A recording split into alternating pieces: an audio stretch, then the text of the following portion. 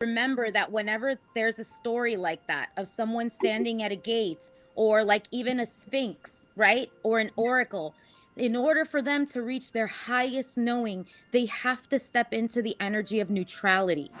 Because do you know that even during that time period, you had to cover the bottom half of your piano because the legs were sexy? Oh my goodness. Yeah. That's ridiculous. Yeah, this is my cacao.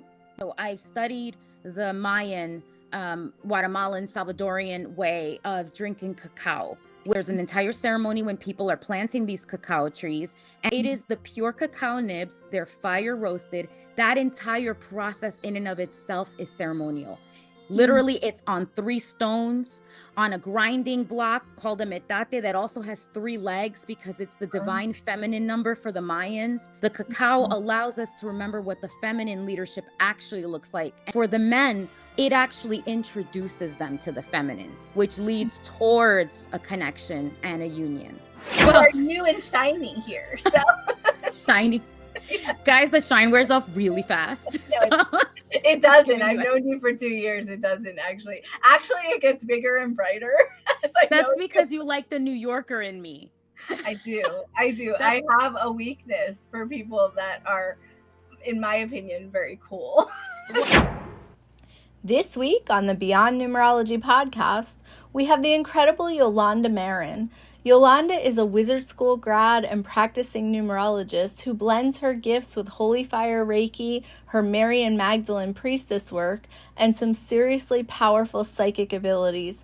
One of her clients said about her that she doesn't just tap into your soul, she touches it. And I think this is a perfect way to describe my experience with her as well. What I love about Yolanda is she didn't just choose this work, it chose her. She followed this quiet inner pull past everything she'd been taught and ended up creating this beautiful mix of cosmic numerology, Gnostic wisdom, and esoteric study. She now shares it through her readings, her mentoring, and the beautiful retreats she leads in France, Central America, and soon in the States as well with both Jenny McGurk and me. In this episode, we talk about her sacred cacao practice. We do some mini numerology readings together, and we laugh about how we grew up hanging out in all the same places without ever actually meeting. It was like the universe was nudging us toward each other for years, and then finally said, okay, now. And of course, we get into the wild synchronicity of the vision I had of her becoming my student at the exact same time that she told her spirit team that she was ready for a new modality. This episode has that unmistakable spark, the blend of synchronicity, perfect timing, magic, and destiny all rolled into one. You'll feel like you're right here with us, hanging out with your best friends and laughing about life, and I know you're going to love it. So without making you wait any longer, let's get into it.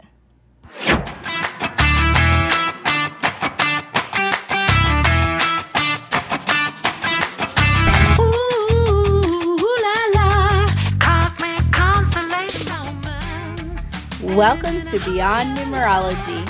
I'm Tammy Lopresti, the creator of Cosmic Ascended Numerology, a rare and super accurate way of decoding who you are and why you're here.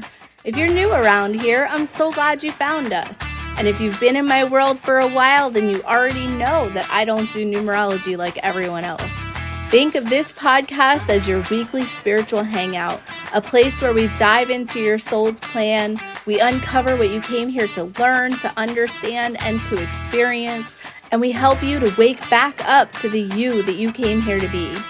Every Friday night at 6 p.m. Central Standard Time, we go live on Facebook. We do free mini readings, we have great conversations, and we share a little surprise wisdom from whoever's sitting in the spiritual guest seat that week. It's always fresh, always different, and always a good time. So whether you're tuning in live or catching the replay, welcome. I'm so happy you're here, and I have a feeling you're going to love it.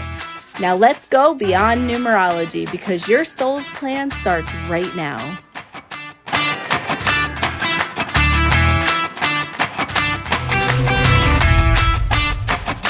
And we are here. Michelle says you're in the chair of power. She loves that chair. I love that chair too. Hey, Tell her what's special about your chair. So Well, tell everyone about what's special about your chair, actually. So this is called, hi everyone. This is called a library chair or a balloon chair, depending on, what it is. And I saw it, I've always, if you're into, old antiques and libraries, which was a big obsession of mine, this was like a common thing. It's a very Victorian style. And I just had forgotten about it. I knew about that from my youth. And then one day, I don't even remember how, I was scrolling somewhere and I saw this chair and I could not take my eyes off of it, and it was expensive. And so I was like, I'm not going to buy this. Like, this is too much money. And so I held on to that link for years. And then I think it was a birthday or something, I asked for one. And then I think I asked for the other. I'm not remembering the story clearly, but I think the other one was like for Christmas or an anniversary, because I needed to have two. I didn't want one just for myself. I wanted one for a guest to sit and share the joy with me. So I kept them in storage because my house had no space. And I knew we were going to move at some point when most of our kids grew up and went to college. We knew. And so I was like, my new house is going to have a space for a library. I was convinced. I was totally manifesting it. And I was like, and I'm going to have my 2 library chairs. And sure enough, I forgot about them. They were in storage. We moved. We found this house. The second floor was like a second den. It took 2 years to turn it into a library. And so the den became a full library, with the dream rolling ladder and everything. It reminds me of Beauty and the Beast when I see that room. That was 100% the picture in my mind. Yes. It was like, I said, I want Beauty and the Beast with hints of Harry Potter. Oh, yes, of course. That's perfect. And that chair is very much Harry Potter. Yes. And so out came these chairs. And everybody who knows about these chairs, everybody was like, oh my God, you finally did it. It took me like, I think 5 years. No, from the moment I saw it, it was maybe like 10 years. But about 5 or 6 years from when I got them to when I brought them here. And that's a long manifestation, but hey, it came to fruition. You know what? And that shows you how manifestation can really work. It's this knowing where you're just like, you know what, it's going to happen. And so I don't have to be impatient because it's going to happen. Yeah, absolutely. Yeah. That's exactly how it is. So I didn't even introduce you. I know you were here last week, but this is Yolanda, and we have a new format, which I talked about last week. I'm turning this into a podcast. Now you can see that it's starting to look like a podcast. It's going to be baby steps, but we're getting there. We're going to have basically a revolving chair for my guest spot every week. Yolanda was gracious enough to come twice because I'm just starting and I don't know what the heck I'm doing, but you guys know me and that's how I do things. So it'll evolve into this really great thing really quickly. So don't worry. But yeah, so Yolanda is one of my grad students. She graduated Wizard School last year. She was in the beta round. She is an excellent numerologist. I highly, highly recommend you do numbers with her because she's amazing. And you're going to see some of that today. And if you didn't see it last week, go back and watch it last week because it was really amazing last week too. Anyway, Yolanda is amazing, and you guys are just going to love her if you don't know her yet. And if you do know her, I know you already love her because I love her. I love you. So thank you. I love you too. I do want to say that, I told you, not privately, but in a group session one time in school, in Wizard School, that I sat in one of those chairs and I learned about what those chairs actually are.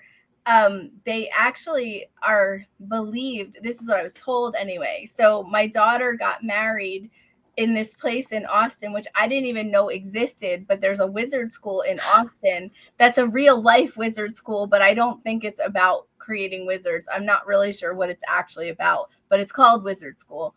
And she just happened to get married there. And I didn't know, anything about it, but, anyway, so we went into like the gift shop area or whatever the heck it is. And there was one of those chairs there. And there might have been two, but I just remember that there was one, but it was deeper than yours, or maybe yours is very deep and I can't tell. It is. I sit on the edge of it, so I'll show you. Okay. Oh, okay. Yeah, it was deep like that. Okay.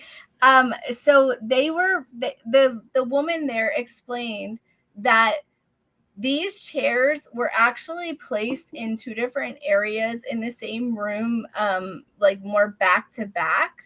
Okay. They don't have to be back to back, but she was saying that was kind of how they are, and or how they were. And it was believed to be like a psychic chair. Like you could send messages and you could get messages and like actually telepathically communicate in these chairs. Yes. And so that was what she said they're actually for. Like that's what they were actually created for. I believe it. According to her. I don't really know. Like I don't know anything else about it. Like I said, it was big during the Victorian era. And if you look Yeah. back during that time, that was when spiritualism was at its peak and height. And that's when Yeah. a lot of what we ended up considering like new age thinking really started to be reborn, because it's always been there. It was all, you know, Gnostic and mystery school knowledge, but it's when it took on its form. It was during the Victorian era. Do you have any theory of why that is? What about the Victorian era? Yeah. Yeah, the eights. Oh, okay. I'm like, I just wonder. I don't know. I really don't know. So. It went into the early 1900s, but yeah, it was during the 1800s, and there were a lot, in fact, a lot of like the Reformation movements of religion and stuff took place during that time.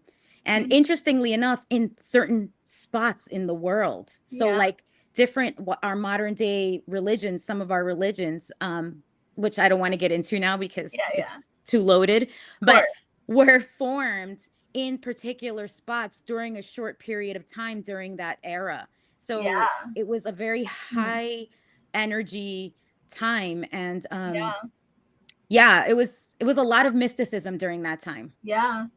It's weird because I've noticed like when I do numbers from the 1800s, I feel that really solid earth energy in every person. Like I remember doing Edgar Allan Poe, I think it was.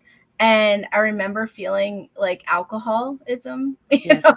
Like I didn't mean to say it separate, but like, you know, alcoholism. And I remember feeling this like grumpy, life is too freaking hard energy. But then I also remember feeling this like hope for more, and like this period where it felt like they were trying to supersede that feeling, that earthly, horrible, terrible feeling, you know. But they were really going through it, you know, like they were. So well, because you're right, that was during the time that they were suppressing a lot. So it's interesting. It was a dichotomy. There was, you're suppressing women, right? In particular, because that was when everybody had to be really buttoned up and and those like corsets and exactly. Because do you know that even during that time period, you had to cover the bottom half of your piano because the legs were sexy?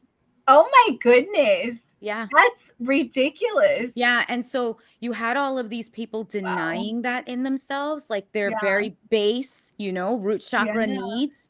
And out of that emerged the visionary aspect that was like, I can't be held down. Because at the end of the day, we're earthy, right? Well, and they knew it was wrong. Yes. And that's where we went, was to the visionary 1900s, was the visionary years. So yeah, it's crazy. And now look at us. We're in the emotion years. We go through like all these time periods that are incredible because they exactly go with numerology. Like it's not even like we have to stretch it to like make it work. It's like exactly what it says it is what it is, you know? And 100%. I love that. I will say that I think the 1900s are much more exciting to me than the 2000s or the 1800s for sure. But the 2000s are very hard for me because it's very watery feeling. Like it's very emotional and it's very roller coastery, and it's very it's beautiful. And and I love that the vibration is getting so strong that we can feel that we're energetic beings now. Like it's almost like you couldn't deny it because you can tell that your emotions affect your environment, you know? but that's They really sure hard do. for me, Yeah. So, yeah. Yeah. And so, oh, Michelle, yes, I love Victorian corset. I love me a good corset and Ren Yeah, fairs as well. they're Yeah. beautiful. They're definitely Beautiful. painful. Oh, Flora. So, So we're going to go through ups and downs, and so it really also depends on the decades that we're in, and then if you want to get even smaller, on the years that we're in. So Flora is asking, when are we going to get out of the emotion years? But I it's a don't want good you to question. I don't want you to be scared when Yeah. I tell you that that will be running us for all of as long as there is a For the two rest of our lives, we will our be lives, there. because we're in the 2000s. Yes. That being said, it's tempered by the other numbers. So it's Yes. not going to be, like this big roller coaster. All it's tempered by the other numbers Yes. in the years, decades, years. Sorry, Tammy, go on. No, it's fine. It's always going to be set by, so like the year, sorry, the decade, or is it decade? Is that right? No, not decade. It's the The century. century? The century, yeah. So the century, the time period, like the 1800s, 1900s, the 2000s, that time period is always going to be set in whatever it starts with. So like it'll be like the 18 would be all about, fighting a battle, like it would be like, really, really fighting the fight of living and thriving, or living and surviving, not even thriving. And then getting through it. And then the 1900s would be the visionaries of how do we make the future that we really want to have, and then the Yes. 2000s are all about the emotions and getting back in touch with your heart chakra, and like what really matters, not the material things, not the surface things, not the outside of you things, getting back inside of you and coming from the inside out, Yes. every time period then is set by whatever comes after it. So if we're like if we're starting with a 2 and a 0, which would mean like a new start from your heart, like it would be a new focus from your heart. And then like say like this year, then we have another 2 and a 5, and then it would be like your emotions around your family, and it would Yes. be like your emotions around the people in your life and how they matter to you and things like that. And then next year you'll go into a year where it's like all about your heart and your emotions and your why, but then it's also the creativity that will come from that. And you're going to go into a very creative period starting 2026. Yes. And for the rest of like this decade, you're going to be in this really creative up motion rather than the very down motion we've been in for the last few years, Yes. So, it's going to get better. It will. Yeah, it will get better. And also you should know that every number has a very equal light side and dark side. So Yep. like you will always start with the dark side, it seems like you'll always start with the struggle of it because you're shifting and transitioning. But when you move into the better side of it, it becomes this beautiful thing where you are a vibrational being. You become in alignment with vibration. You become this like manifestor like crazy because you're actually calling in what you are, and you're matching now the better parts of it. And the problem with that is that when you're in the negative part of it, you're calling in what you are too. so Yes. so for the last 5 years, a lot of us have been calling in a lot of bad stuff because of the emotion kind of almost feeling like it's attacking us, because it's calling us to say, what is your why are you here, why are you doing this, why do you want this? And a lot of us have like really been buried by that feeling. It's like very, very suffocating for me, I feel like. But then, I always say there's always a way to solve every number. There's always a way to win it, like to win the number. And if you're going to win a 2, you're going to win your emotional control. So I talk a lot. I think I drive people crazy because I talk a lot about emotional regulation, but it is the most important thing right now. And it's been the most important thing always, but it's a very, very important thing now. Because we're in a time period where if you cannot emotionally regulate, you are not going to make it. You're not going to make it easily through all this. Yep. You're going to make it, but it's going to be very, very hard, Yes. So yeah, emotional regulation should be a priority to everyone. And I will say the best emotional regulation teacher I've ever seen or been a part of is Tony Robbins. I tell everybody, go to a Tony Robbins event and he will teach you emotional regulation, and that will save your life. Like that will empower you.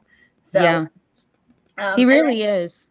Yeah, it's just, it's just the way it is. But yeah, anyway, I do want to say hi to everyone. I did not even do that. Hi, Lisa. Hi, Carrie. Hi, Donna. Donna, I'm so glad you're here. I miss you. I am changing all of our grad group sessions to Saturdays so that you can come. So we're not doing Sundays anymore. We're doing Saturdays. And hi, Jason. Jason's on tour right now. So we had a really fun send off. He went on his tour bus the other day for 6 weeks, and I brought Stella with me. And oh, how nice. Stella's almost 4. She's going to be 4 next month. And so I told her, we're going to go and meet all the rock stars. Do you want to meet rock stars? And she's what like, did she say? She was so excited. And then like we got there, and like the only person she trusts at all is Jason. And she had just met him, but she liked him, thank God. But she was just like, she was playing on his drums, like he was taking his drum out and his big cymbal actually. And then we turned his drumstick into a magic wand, and she was turning us into different things. But finally, when the tour bus showed up, I was like, okay, let's go see the tour bus. Let's go see where the rock star, I said, it's the rock star house. And I said, let's go see where the rock stars live, and she like went up on the tour bus. Oh, she must have been so impressed. I mean, for her, that must have been enormous. She walked around for 2 days, well, it's been 2 days. She walked around just going, where's Jason? And I said, oh, he's on the Rockstar house bus, and then she's like, oh, he's at his Rockstar house. And I said, yeah. And then she said, well, why can't I see him? I'm like, because he's on tour now. I didn't get it, but she really liked it. Like she really liked the bus. She didn't like all the men, like she thought that was scary. But yeah, but all the rock stars, she kept saying, "Can I meet a different rock star?" I was like, yeah. So we kept meeting different ones. But yeah, she liked it. It was really, really fun. So anyway. Hi Erica, hi Jose and Star are here. I assume. I always just assume. Yeah, I'm seeing them popping up. Yeah. Hi Karen. Hi Pensy. Hi Flora. We already talked to you, but hi. Okay, I think I said hi. Hi Patricia. I guess I didn't say hi to everybody. Hi Suzanne. I'm so glad you're here. Suzanne's driving because she's taking care of a cat right now. Hi Ramos. Ramos says he loves us from Ghana. I love when thank you. Anyway, so yeah. Are we gonna do cards again today? I brought them. I was actually looking at them now. That's why I was looking down. Yeah. Not because I was ignoring people. I was trying to just figure out like the order.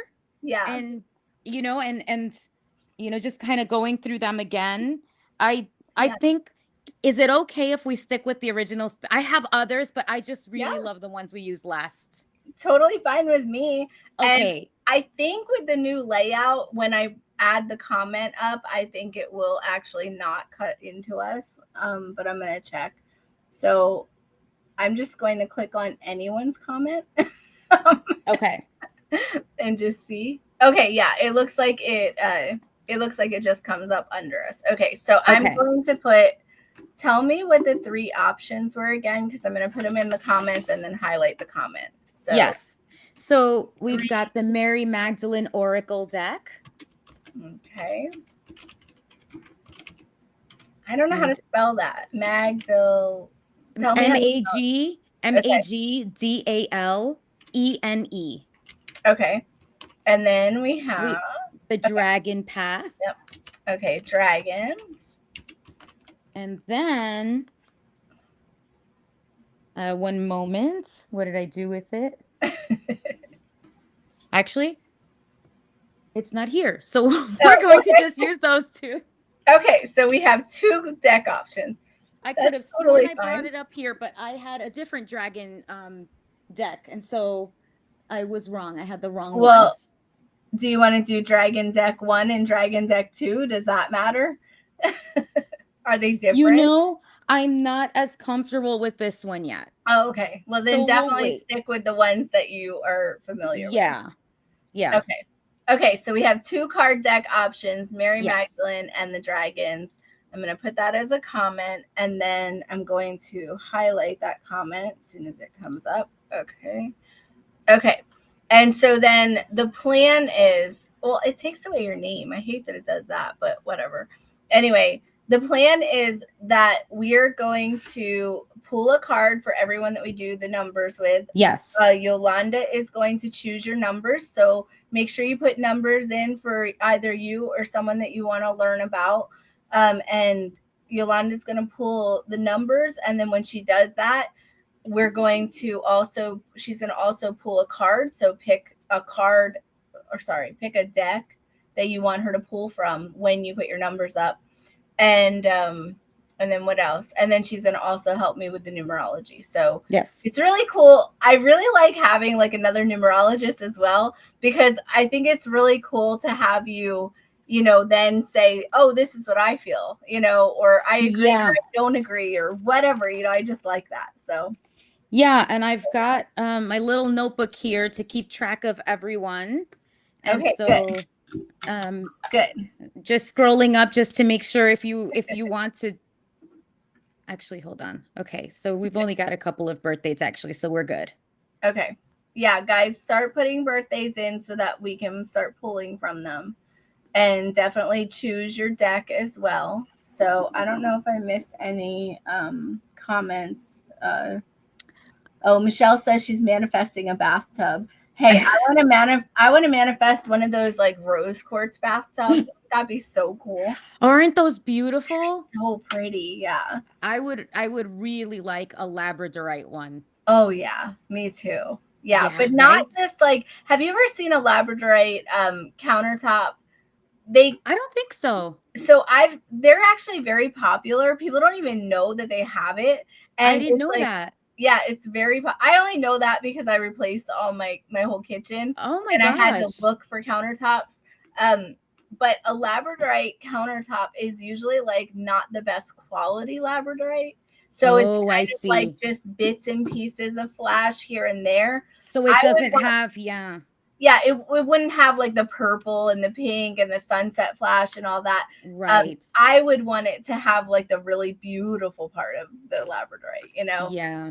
And then they also have they have agate slice countertops. Those are actually the most expensive because they're backlit so that you can see them. I think I saw something like that. Yeah, they're gorgeous. They're gorgeous. Yes. And they have one, like when I went through a bunch of warehouses. They had one that is called the Michelangelo. And it's like, it looks like just a painting. Like it's really beautiful. Oh my God. Yeah, they have it's granite or something. I don't know what it's actually. It's probably expensive too, right? Actually, that was in the price range that I was aiming for. Like my price range was like $3,000 to $5,000 for a whole slab, because I had a special discount because I had a friend that worked there, you know.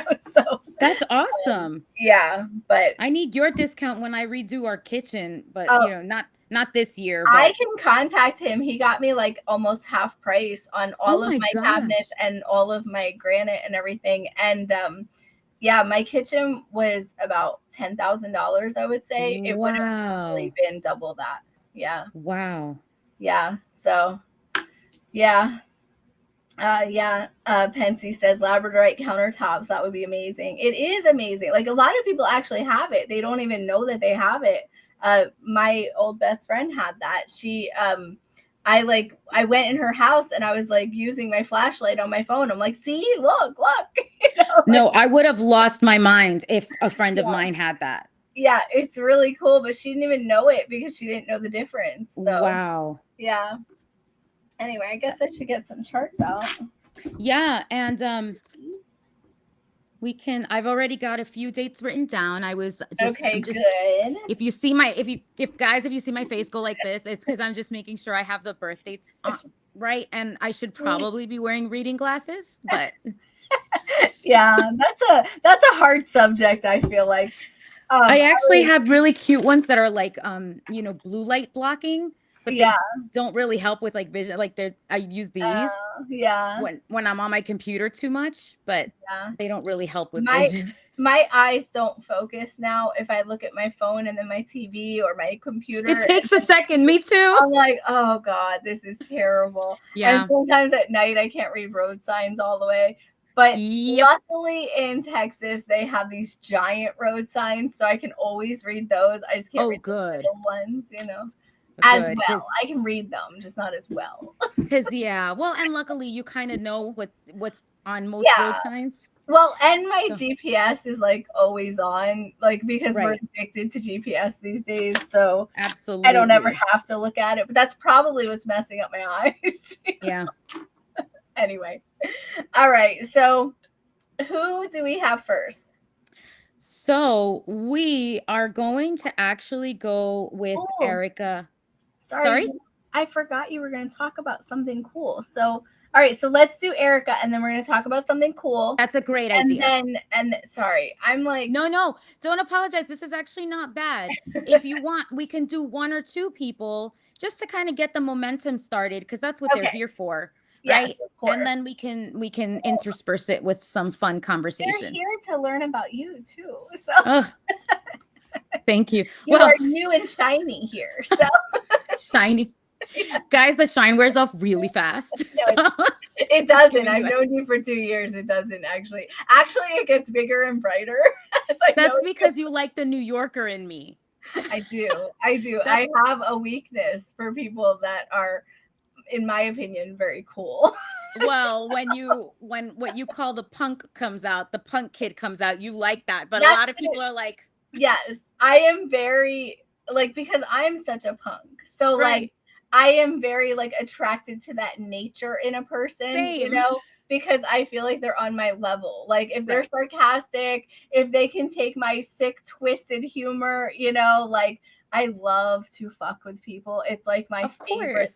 Like I love to say something very nonchalantly that's very fucked up Oh, I and know just you kind do. of wait for people to react, and And they don't know what to do.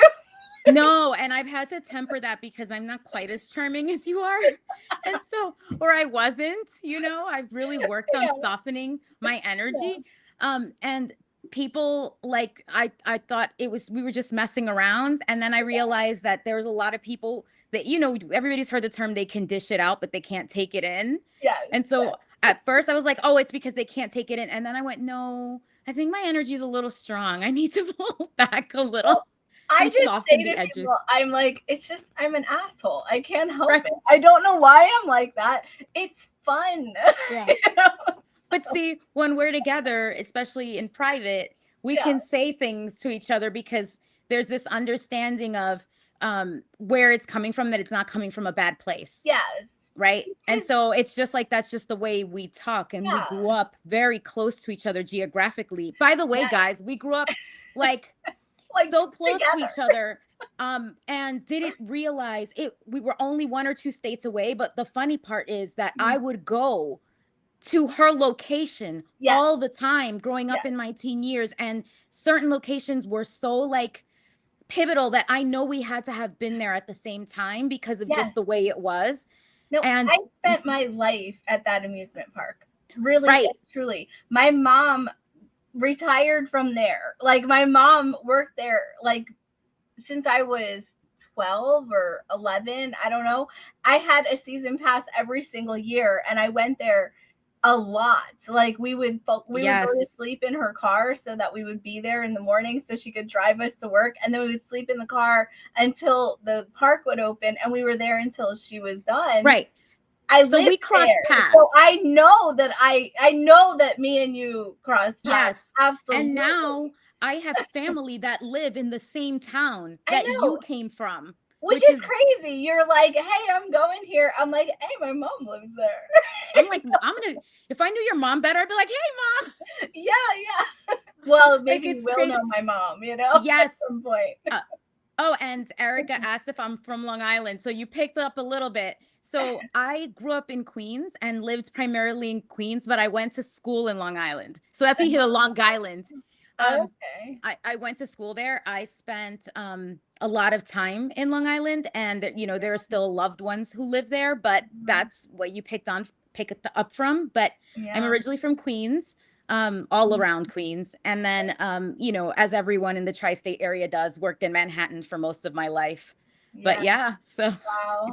That's yeah, crazy. I mean, I've visited New York like hundreds of times. I lived in upstate New York when I was little, in like the Catskills, like up by the yeah, Catskills. it's beautiful there. It's so beautiful. Yes, And but I grew up, I was born in Philly, like right outside of Philly, and then I grew up about an hour north in the Lehigh Valley, really right. like Lehigh Valley area. So Right. yeah, But you know where I live now, which is in the South, yeah, when we first came here, we came here for yeah, vacation, and I remember going, this looks just like the New York, like the Hudson Valley, yeah. and that area. And then I realized because it's all connected through the Appalachian Mountains, which, Oh you yeah. know, down here it's Appalachia, Oh but my goodness. I know. Every time I hear people say that, I'm like, hey, that's not right. I've begun to say it. I never Have thought I would, you? and I'll say, oh, because we're in Appalachia, and then I go, Like that's like blasphemy, right? That's crazy. yeah, and so I realized that it's the same type of mountain range, and that is why I was so drawn to this Yeah, area in the South because yeah. it's just like home, but Well, warmer. do you know what's funny? So like I did that show, the Journeys into Your Soul show, and I went under hypnosis and I was murdered in that past life that I That's visited. right. Okay. Well, when I was in there, like I was in it, I kept going, this feels like New York. Like this looks like New York, Yeah, but I didn't know where I was at exactly. And right. then when I kind of like you wake up out of it when you're done, and then they ask you questions about it and everything, and more comes as they ask you. Yeah.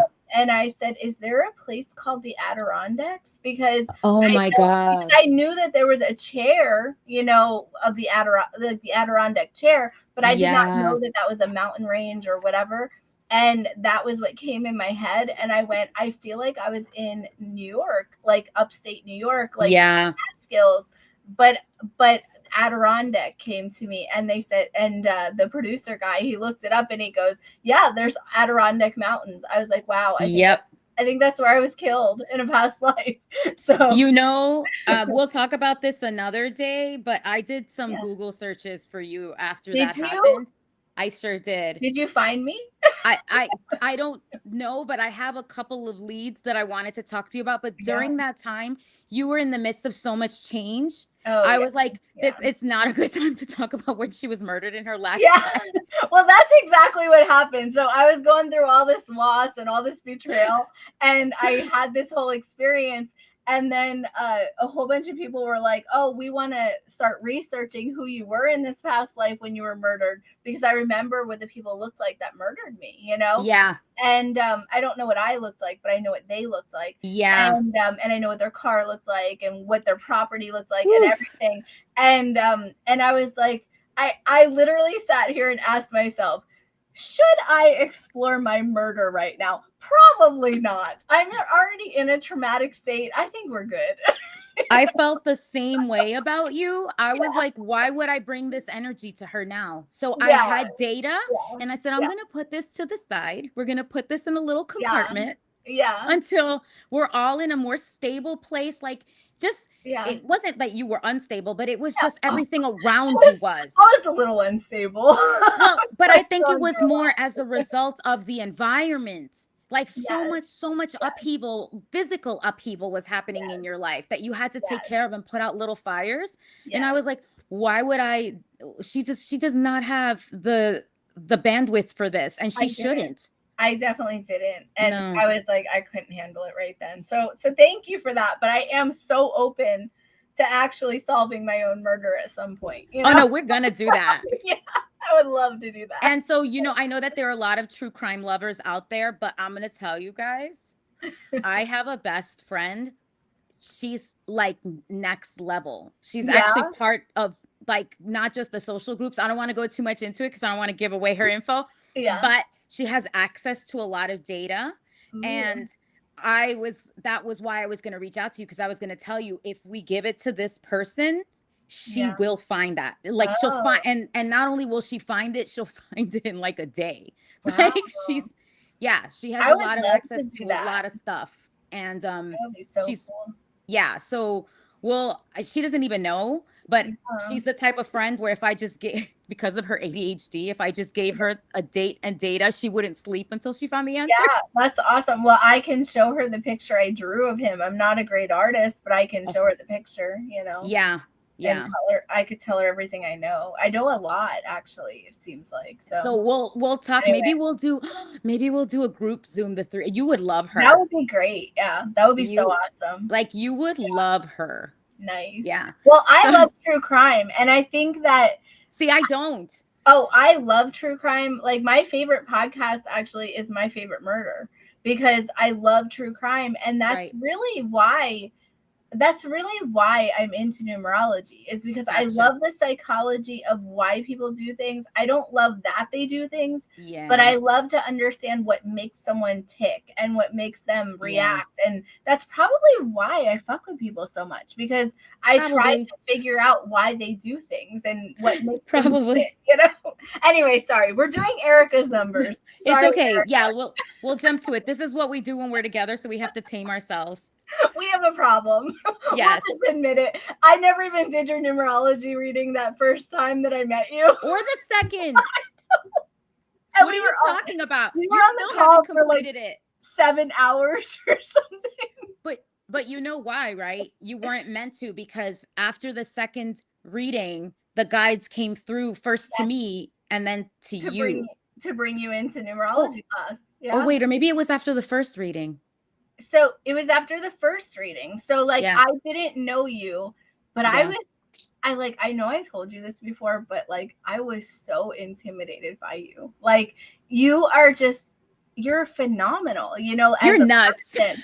No, you are, and you are super psychic and really tapped in, and I was very Thank you. intimidated by you. And so when the guide said you have to teach numerology class, there is no doubt about it, you're doing it, like they were very, very insistent and persistent. And then finally I went, fine, I will do it. And when I did that, I sat down on my bed and I said, then tell me who I'm supposed to teach. And because I was mad, and I get like that Yeah. with guides. And literally, I swear to God, I'm not embellishing this at all. They not only showed me a picture of you in my head, like literally a picture of you, but then they put your name in front of me, like I always say I have this like TV in my head, like this screen. They put Yeah. your name, Yolanda, right in front of me, as if there was That's any crazy. question. If there was any question. And then I went and looked at my calendar, because I always keep a physical calendar in my office. And you were on my calendar for that week, for that second meeting, because we had to do a second one because I never did your number. Yeah. And there was a gap between them. I think it was like a couple of weeks. I think it was actually like a month or something. Maybe. And Yeah. I know that at that time, it was really taking off and for you. Yeah. And so you were Oh, like yeah. just really trying to, so I know you weren't even thinking about me. That's the point. Like you were I focused on all wasn't. of these other people. Honestly, Yolanda, I would have met someone like you one time and then been like, she was so cool, and I would have never seen you again. I've had so many people like that. Yeah. But you were on my calendar, and they told me that I had to teach you numerology. And I was like, do you know how hard that was for me? Like, to tell you that? Because I'm thinking, this girl has her shit together. She doesn't want to learn a new modality with me. I don't even know how to teach this. Like, what am I doing? And I'm like, have you ever thought about, and you're like, holy shit, I was thinking about that.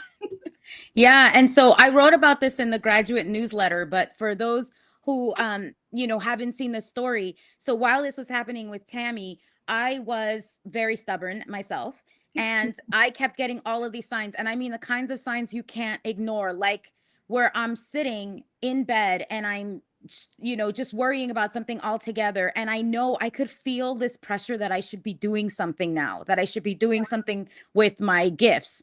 And I was too, chicken. And literally my phone turns on and starts playing music. Oh my And goodness. it starts playing a song. It's an instrumental piece, but it is my favorite instrumental piece. It taps into my heart like nothing other. And when I was thinking that I think I'm ready to start serving in this realm, it turned on. And it it's about just basically waiting for the daylight to come. That's what this Oh, classical piece is about. It's called On the Nature of Daylight. wow. And it turned on, and I remember I was shaken because I knew that they were like telling me like, okay, so now we're going to answer in the only way your dumb brain can understand, through music. And so I went out into the kitchen, and I was standing in the kitchen counter. It was late at night. I couldn't sleep. And I was standing at the kitchen island, and I said out loud, even though I felt like a dork because I'm not one to talk out loud like that, or I was not. And I Yeah. said, all right, send me the modality then. Just send it to me, because obviously I'm too stupid to figure this out myself. So just send, and I said it like that with Yeah. attitude. Yeah. And the next day you reached Wow. out. That was the next day. I The think that next I day. think of that and I think it was a week later.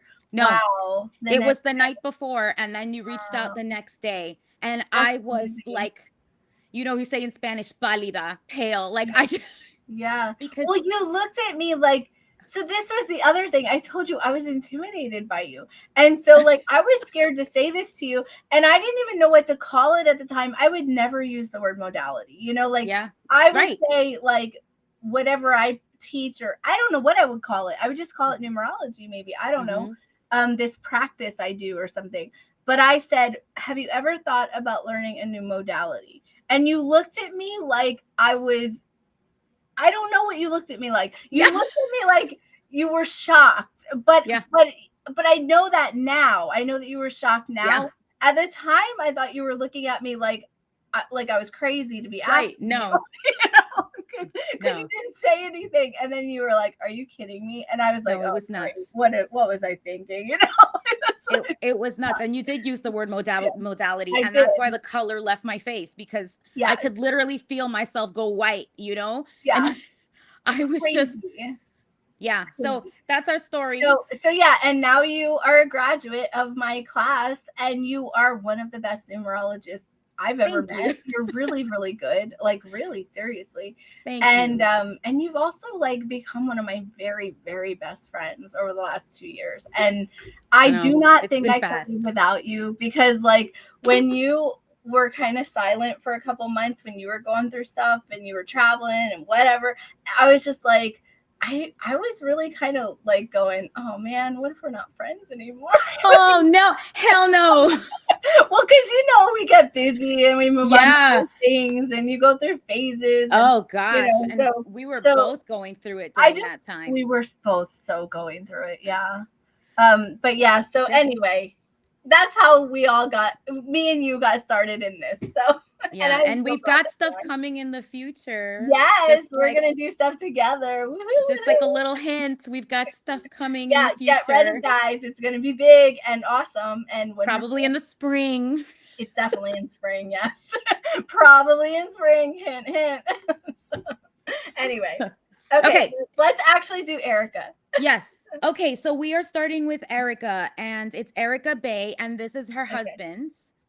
He's speaking of going through it. I think he's been going through it. And so she selected the Mary Magdalene Oracle. So I'm going to give you the birth date. It's 6/1/82. Okay.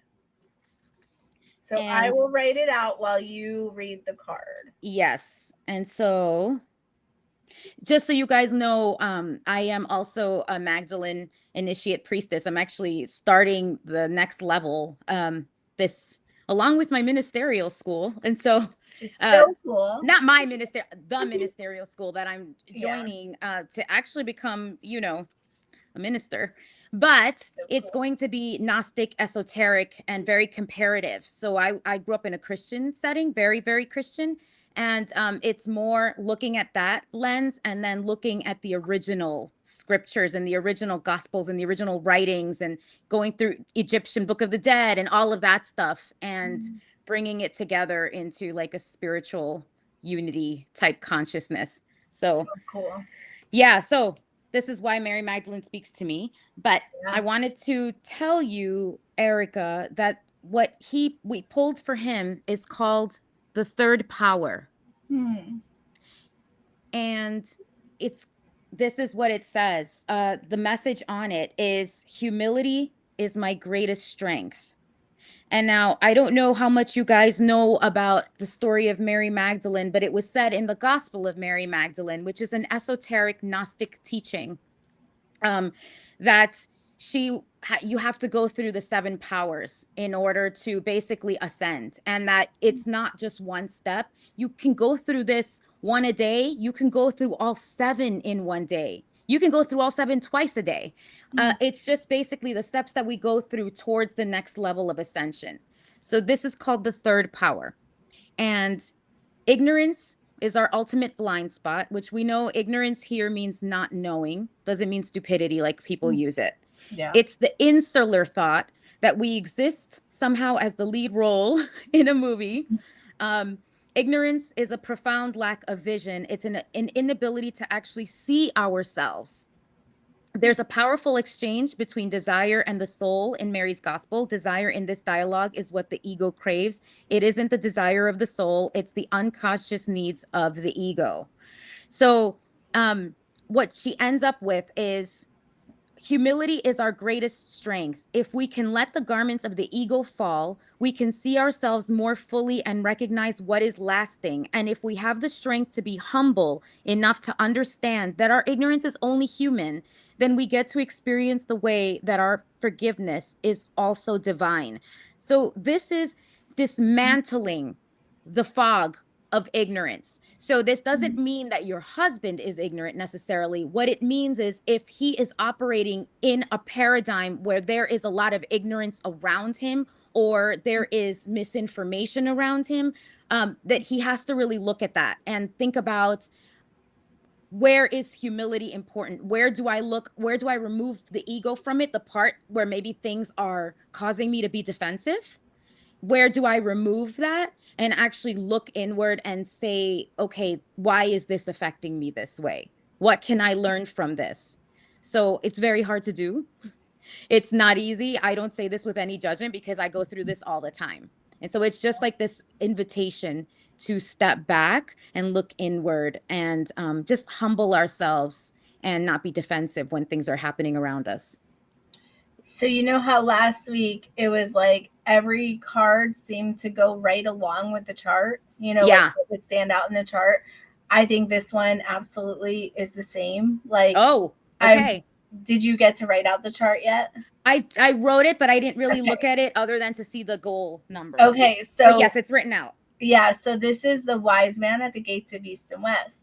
Yes. And what that means is that this is someone who does hold the knowledge. It's a knowledge holder, and he's someone who really does have access to all of the wisdom and all of the truth and the right way to do things and all of that. That can become an ego number like very easily because he can almost know too much. Because he's a holder of a lot of knowledge, So like sometimes that gets a little bit twisted where they become like my dad had that, and my dad always thought he knew better than a lot of people, even when he didn't, Mm-hmm. And I'm not saying that your husband's like that, but that can actually become then an ego thing, where they think they know not more than they do, because they really do know, but they kind of have the wrong perspective in a way, like where they think that other people don't or something, or other people can't know. I think with him, he's going through a lot of maybe self-sabotage and not really looking at himself as well. Like he's got a lot of like outward, he's pushing a lot of things out and saying it's you, it's that, and he's not really looking inward and saying, it's me. It's me, and I need to understand, and I need to come to my own terms with my own life. And really like people, what I keep seeing is like people are not trying to hurt me, even though I feel like they are. Like Yes. I feel very hurt and I feel very taken advantage of, and I feel very like I should not allow it. Like it's almost like he's having an angry response rather than an understanding response, like a compassionate response. But what I would tell him is that people are not trying to hurt you. Like people are not actually doing that. They're just very self-consumed, and they Yes. don't really see you, and you're taking that personal. And I would say don't take Yes. that personal. I 100% agree. And if I could just add one thing about the wise man at the east-west gates is Yeah, remember that whenever there's a story like that of someone standing at a gate or like even a sphinx, right? Or an oracle, in order for them to reach their highest knowing, they have to step into the energy of neutrality. They yeah, have to be neutral. So that means you remove your ego from it. yeah, And it's no longer yes, they're trying to hurt me, even if it really does look that way. I don't want to diminish it. But yeah, it's more the why are they doing this? Why are they lashing out? Okay, this belongs to them. And my yeah, responses and my reactions belong to me. And in order for me to be an effective wise man at the East West gates, I have yeah, to stand in neutrality and then give the options and then let them yeah, decide and not attach my desires to what they're going to do. yeah. Well, and what I see here is so much emotion. Like it's Me like too. almost like the emotion is blinding, like Yeah. there's too much emotion. And it's like, yes, people are probably doing very shitty things. Like you can feel that Yes. as well, that there is an attack that feels like it's going on. It's just that it's not really the attack that you're perceiving it as. It's the attack that you're almost like allowing because you're not realizing that it's not actually about you. Yeah. So it's kind of like it's not your fault, of course, but it's also your responsibility to start perceiving it a little bit differently. Realize that people are so caught up in themselves, they don't even see you most of the time. And Yeah. yes, they are hurting you. And yes, maybe sometimes it is direct, but it's like if you just take your power back in that and like, start walking in your own power and realizing it's not really about you, it will not hurt you the way that it is, Yeah. you know? And knowing what your boundaries are and making the distinction between boundaries and demands. So a boundary is just I will not accept this behavior and so I will remove myself from a situation, but you can't demand anything of anyone else. A boundary is for ourselves. Yeah. So it's guarding yourself in the way that you know what can trigger you and just saying like this is triggering me right now and I'm going to step back from it and remove myself. That's valid, Yeah. but not really falling into the well they're hurting me and I'm going to let them in and they're going to hurt me again and I've become a victim to the situation. And Yeah. so because that becomes illness, it becomes illness. Yeah. It does. It does. And not like, mental illness, like physical No, illness. physical illness. Yeah. Well, I'm just specifying because we're talking about ego. Yes. But yeah, it becomes an illness in your body. So like Yeah. because you're burying it and you're not like really dealing with it and you're not allowing yourself. And then like I would always come back to with your husband, I would say, look, he's the leader. He may not be in a role he wants to be in a lot Mhm. of the situations, but he is the leader and he can He take is. that power back. And then he's also that wise man that really knows the truth and knows the right way. And even if everyone else around him doesn't, it's like he can stand in that power still and know that he knows that and has that, and that will actually save him from all of this emotional turmoil, because he's just here to trying to make the world better. That's all he's He trying to is. do. So, He yeah. is. And if when he's feeling overwhelmed, he should go back to creating something for himself. And Yes. Yeah. so there's the aspect of doing something for himself, for no one else, only Yeah. for himself. That creates, that uses the hands, you know. Yes. So right, whether it's you're a mechanic or you're a gardener and you're getting out in nature, because nature's also really good, Yeah. very healing. But it's really you are making a meal for yourself, your favorite meal. It's doing something small and lovely for yourself. Yeah, I keep seeing him build something. So like I don't know, like Yep. mechanic or auto mechanics or something like that. Like I keep Yeah. seeing something mechanical that he's building, but I don't know. But yeah, using his hands will help a lot. So Hmm. okay. So you want to do one more and then you want to talk about your other thing? Sure. Okay. We have got Flora Eugen, Okay. and the date, she chose the dragon, Okay. and the date is 1/22/92. Okay. It's a lot of twos. Yeah. And we were just talking about, we're in the two energy for a Yeah. while. Oh my goodness. I just almost wrote the 9 in the 8 spot. That's Oh, I I have hadn't mapped it yet. I don't know if I've ever done that before, so that's definitely significant. Mm-hmm.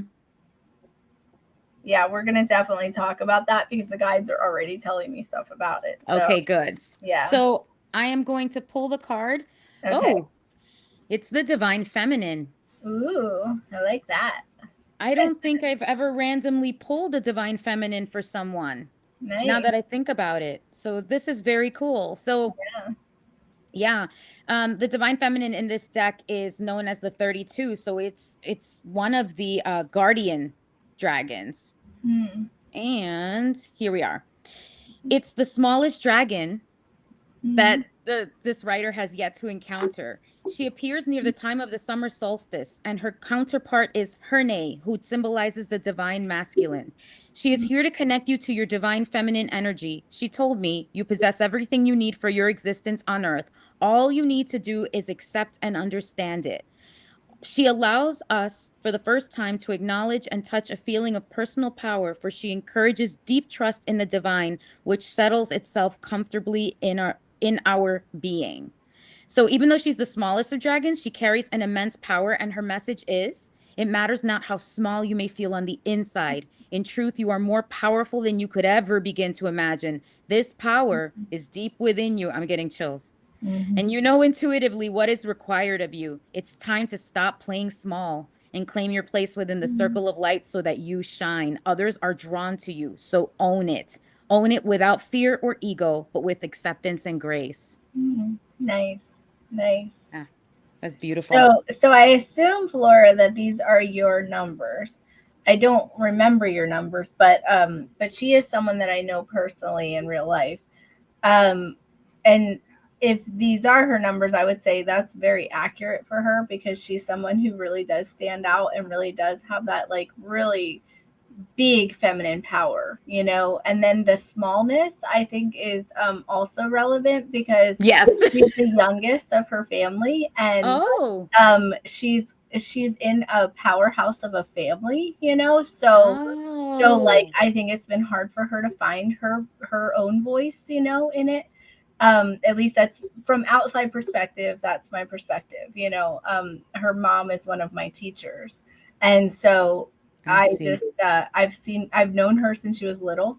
So anyway, so I just see that, you know. And then so when I drew this in the wrong place, I immediately said, why did that happen? What are you trying to tell me? You know, and the guides immediately started talking, and they're talking about how, so what I almost did was I almost drew a 9 where an 8 would be.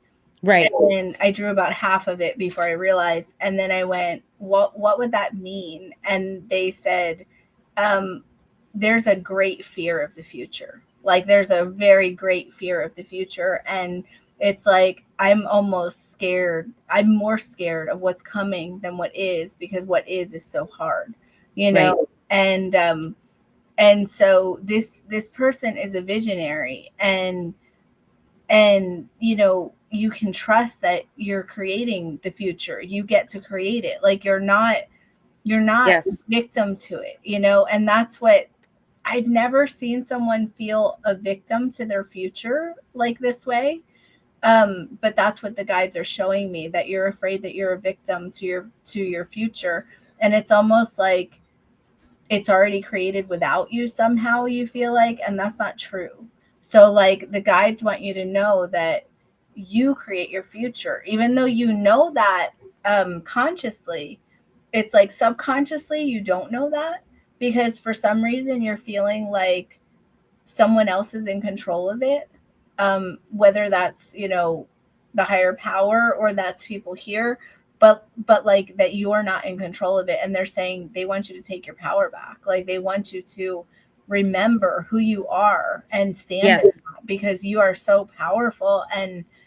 you're hiding, and this hiding is really hurting you, you know? So, anyway, and then there's like this huge nature thing. So like I just keep seeing trees and flowers and plants, and just like I see almost a jungle, but it's like natural plants like that are native, you know, to maybe the East Coast or something. I think you're in the East Coast still.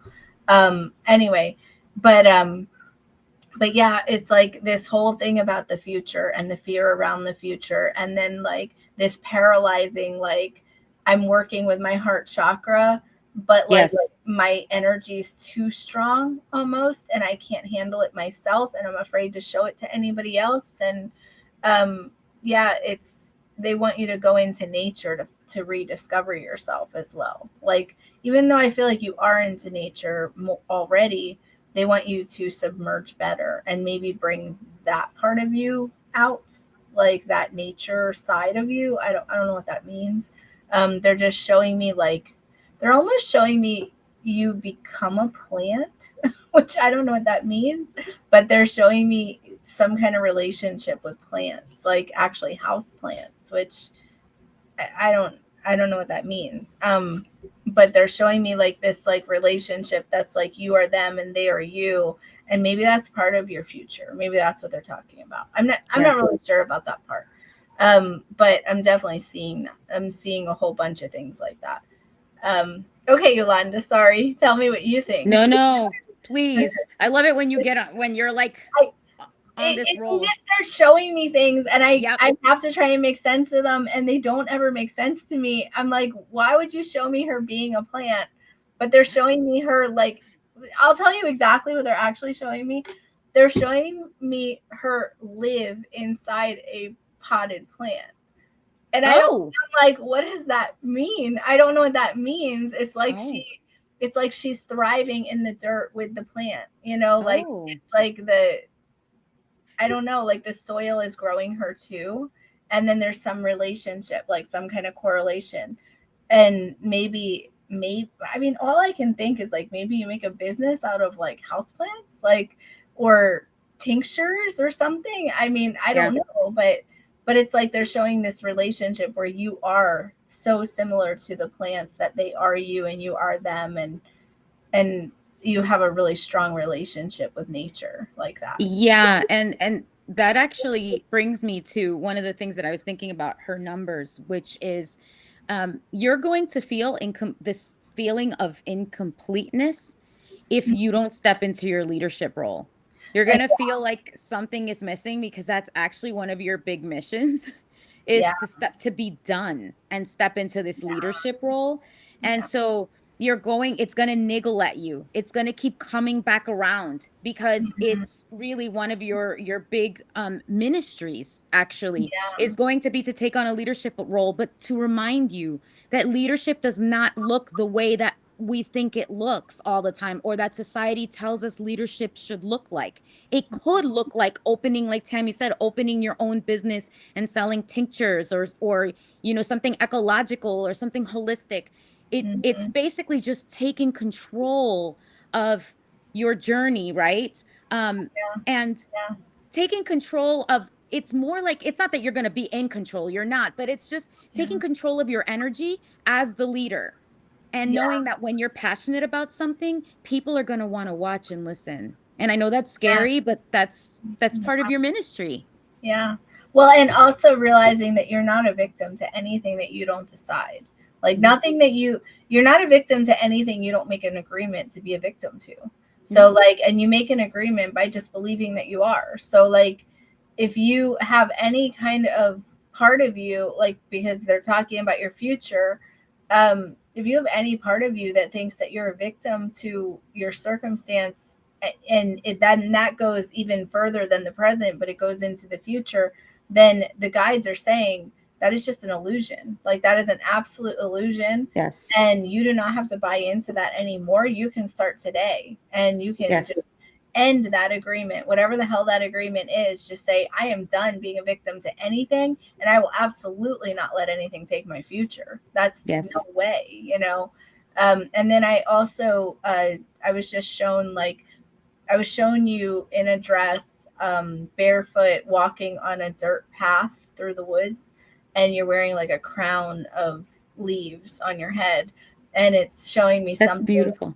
Yeah, it's really pretty. Oh, I mean, I might be seeing it because of that girl, the crown of leaves, the girl that's on the picture on my thing, but no, I'm not actually. No, she's got sunflowers. It's like different. they are actually showing me that. I'm like, well, I do see that in front of me, but no, that's not what they're showing me. They're showing me you're kind of like dressed like a hippie, and your dress is tattered at the bottom because you've been walking in the woods, and your feet are a little bit muddy, and you are just part of like nature, and you're in there, and then I'm seeing you meet up with people and you're teaching them something. So and there's water, there's definitely a stream. So I don't know what that means, but I hope it helps. you know, I don't know. Anyway. Yeah. All right.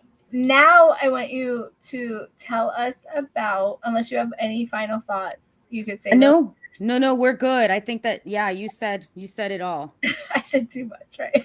No, it was, I think it needed, it was like a little boost, right? Of confidence. Yeah. I hope it helps. Okay. So I want to talk about your cacao journey. Yes. So, and then we probably can't do much more because we're kind of like already really going pretty long. So yeah, unless you want to do one more, and then, for the people who can't stay on long, and then we could talk about cacao after, for, and whoever can stay on will stay on. Yeah, we could absolutely do one more and then talk about that. Yeah. Yeah, I feel like we should do another one. Or we could do it vice versa. Like whatever you would like to do is fine. I'm feling called to do this one. Okay, good. Okay, let's do it. So we've got Shelly Branch. Okay. And she is 11/5/74. Okay. And you picked the Mary Magdalene deck. Okay. My fellow Scorpio. I love that you noticed that, because like I don't notice how old anyone is. I don't notice the month they're actually born in. Yeah. I don't notice anything except what the numbers actually are. I don't always notice the year. Like I don't pay attention to the age, but I think because I'm a Scorpio and her birthday, it's only a few days. So that stood out. But okay, so what you pulled, man, I don't even know my alphabet today. I'm like, wait, what comes before you? Okay, here we go. It's union. Myself and soul are one. Oh, nice. And so the message is, the scene in the Gospel of Mary where it says that Mary stood up. And so that's the scene in the gospel before she speaks up. The disciples basically, in the story, the disciples ask her to give any messages from Yeshua or Jesus after he has ascended. And because Mary was his beloved disciple, his highest one, his counterpart. And so she talks about union, and she says, Mary stood up and greeted them. She tenderly kissed them all and said, "Brothers and sisters, do not weep. Do not be distressed nor be in doubt, for his grace will be with you, sheltering you." Mary stood up for the disciples in a moment of pure terror. And this is what this focus is on. She became a presence of love among them. So this is a woman who stood up in a patriarchal world, in a cave, surrounded by only men, knowing that whatever she said, even though they wanted to hear it, might not be taken well, because she had all of this higher knowledge that she wasn't sure if they were ready to receive or not. So it's this moment of deep courage. That moment demonstrates what it means to be in union, and it's evidence of her leadership in the earliest form of what was then known as Christianity back then. So Mary, in this state of union, stood up in the midst of panic to be a presence of love when love was most needed. And this is what Mary reminds us that we can do as well. We can practice living in a state of union by returning again and again to the soul that sits like a treasure here inside our very human hearts. We can practice becoming the presence of love when love is most needed. The soul voice meditation for you is, how can I stand up like Mary to be a presence of love in this moment? Wow. That's really powerful. It's a powerful one. That's a good one. So Shelly, obviously we don't know if these are your numbers or not, so I'm just going to say whoever these numbers are. So, you know, we're talking about union, and we're talking about connection to, you know, God, the higher power, you know, source energy, things like that. We're talking about that as well. I've been looking at the chart the whole time that Yolanda was reading the card, and I'm like, I'm really torn about like what to say, like where to focus, because one part of this chart is kind of the obvious place I would focus. Like based on that card, I would say, oh, there's a twin flame union here. Okay. But that's not actually where the focus is for some reason. Like I'm seeing the God union, like I'm seeing the higher self union, like the crown chakra union, where you are you are one with that, or whoever's numbers these are, they're one with that source energy, that like the universe energy, the energy that we come from, that we're made from, that we can pull from, you know. And I'm seeing there's like a fear around that, like there's a Mm-hmm. fear around embracing that energy. And maybe it's a religious fear because our world is so divided on religion and things like that, but it's not a religious union. Like it doesn't have to be. It's not about being religious. It's not about following or being told what to do or any of that. It's like that union is a partnership, and you use that partnership in this life because you are a teacher and a guide for others, and you are someone that is meant to spread these words around the world, like not necessarily any kind of religious stuff, Mm-hmm. but like the white light, you're pulling white light through your crown chakra, and you're using it as a teacher and a guide for others, and you're traveling with it, and then you're like a protector of the earth, and um just like you're carrying this white light with you, but you're almost like refusing to take it. And that's what I'm seeing. Like there's a weird refusal going on where it's like I want to be who I came here to be, but I refuse to allow it to come inside of me and walk with me. And that's where the union is that I'm hearing, you know, like because I really was going to just go into the twin flame part. That is not what this focus is, though.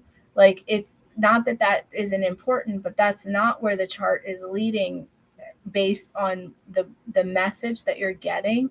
The message is fully embrace the white light, make a partnership with where you came from and who you are and that source energy, because you are meant to carry that into your body, or sorry, bring that into your body through your crown chakra, that white light, and guide others with it, you know, like Mm-hmm. allow it to fill you up. And then you're going to travel with that energy, like you're going to actually go physically to places, and you're going to touch people like in a very Yes. profound way. And there's a fear there somehow. So that's what I'm feeling, and that's what I'm like as I'm saying it, I'm hearing the guides, you know, affirming it as well as Yolanda, you know, because she's, I think you're feeling it too, right? Yeah, in fact, it's a reminder that again, it's this leadership doesn't have to appear in the way that the society has told us it should appear, but Yeah. you have very strong ideas and beliefs, and you will change people with them. That doesn't mean you have to go stand on a pedestal and be a preacher. That's not what that means. No, this But person would never be a preacher ever. So yeah, no, they yeah, won't. yeah, they and won't. and yet and yet it's like me, so I have that similarity with you. Yeah. I can't stand and just I break out into hives. It's Even though funny. I just said I'm going to this, ministerial school, I break Yeah, out into hives at the idea of standing on a stage or a pulpit or anything. Like yeah. what? Like no. But that I'm being so said, the opposite. It's so funny. like But I love that. I love the yeah, Tammy knows this perspective. about me. I was meant for, like, I'll be your cheerleader in the shadows, and I'll Yes. feed you like your cues, your card cues, like Yeah. 100%. But Yeah. you asked me to go out there and do it, and I'm like, why? Why does anybody want to listen? And so you may have some of that energy too, Yeah. But I want you to know that there are different ways for that to manifest in a leadership role, and it will, because I was dragged kicking and screaming Yes, into doing this. yes, you were. And I found that people came to me. I don't have to seek anyone out. I don't have to stand on a stage. I don't have to, I mean, if one day, I'm pulled into that, so be it. But I Yeah. don't, it came very gently for me. It was like my guides were like, we know how she is. And Yeah. so just know that, don't be scared. Don't think that you have to go stand on some stage, but people Yeah. will be changed by you. Well, that also is how this energy feels. So, like, this feels like a gentle walking. It does not Hmm. feel like a bold, big booming voice. It doesn't feel like Right. that. It feels like this very soft, gentle nature that almost like you bring in this white light. You are the teacher, you are the guide, you are the traveler as well. But you are gently, it's almost like you're the same as everyone that you're teaching. Like, you're not trying to stand above them. You're not trying to, you know, be better than anybody. You're not trying to like prove anything. Hmm. You just have this guiding force that's guiding you. And one way that you're doing it is you're showing people the way to be by Yeah. how you are, by your good nature. But then there's actually a formal teaching. Like, well, not, I don't know about formal, but there is actually a holding of hands and saying, let me show you, Hmm. and you're like, I know this may be a metaphor. I don't know that this is an accurate thing that they're showing me, but I'm seeing you walking into a village and people standing, like, greeting you and you sharing Oh, messages. Like, that's what I'm seeing. that's beautiful. Yeah. But it's not in any kind of like, it's not like they're making an announcement that you're coming or anything like that. It's kind of like you're just traveling through towns and you're just sharing wisdom and knowledge and you're just having conversations, but people are actually kind of crowding around a little bit because you are very knowledgeable and you almost beam that white light. Once you Yeah. take it in and you allow it, you're going to radiate that white light and people are going to see it and know it. And until you accept this, you're probably not going to do a lot of that. But it's going to keep coming up because it's not going to go away. It's what you came here to do. No, So like this is like right here, example number one. I have that same top yeah, you column as do. the same spiritual column. And Yeah. I was like, hell no, I'm not gonna do that. And then they were like, oh yeah, we're gonna harass you until there's nothing left but to do that. I mean, it's just so obvious with you. Like, that's the thing with you, Yolanda. I just go, what? You don't know you do all this? Like, when I first met you, I'm like, what? I mean, you knew, but you didn't I'm embrace it all right. the way, and you didn't want to embrace it, and you were I like, wanted to stay small. I wanted to stay small and yes. just help affect my family and my immediate loved ones. Yes. But that was it. But I didn't want to And do anything that required attention. and And yet here we are. that's exactly what Shelley has. And Yeah. I'll tell you, I've met a lot of people now on my journey because I am a very public person. I'm okay with that. I want that. Okay. Like, Hmm. that's what my calling is. Okay. Hmm. I tend to bring people out from that darkness, because you want to You sure hide. do. You want to hide. And I say, no, we're not hiding this time, like, nope. I'm And here you now. know what? Coming out with me. And you know what, Shelly? Because your number comes gently like that, it understands that about you. Yeah. And just when you feel like this is too big for me, just ask them to send it to you one baby step at a time so that Yeah. your heart can get used to it and settle into the rhythm of this new Yeah. choice or path. It's only new to you as a human, but this is Yeah. something you pre-selected. So Absolutely. Yeah. And yeah. also, people probably already know this about you. So, like, that could help you with a little bit of confirmation. If you just start asking anyone around you, they might say, like, oh yeah, this is obvious, because that happens too. Yes. And one last thing, Yeah. just practice. Oh, Shelly, thank you. Uh, Practice discernment, because there will be people who love that light, and you are actually, interestingly enough, despite the shyness and the hesitation, when you're comfortable, you are really good at speaking to anybody, like you, Of because you course. care about making people comfortable. Yeah. So you can speak to anyone. Just be careful about your discernment. You have good discernment.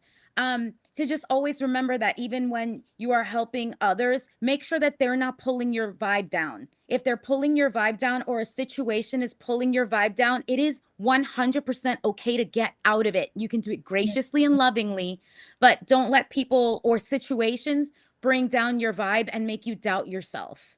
Mm-hmm. Do you know what else is in her chart that that I've noticed a few times recently that I don't normally look at? She has all three forms of the navigation systems. So like, Oh. yeah, so there's one navigation system for every part of being human. So the parts of being human are spiritual, mental, and physical. Those are the three parts of being a human. And there's a navigation system in each row for that part. Well, you have all three, and it's very, very rare to have all three. You're right. I've met a few people that have it recently. I don't normally look for it, but I've been noticing it more and more.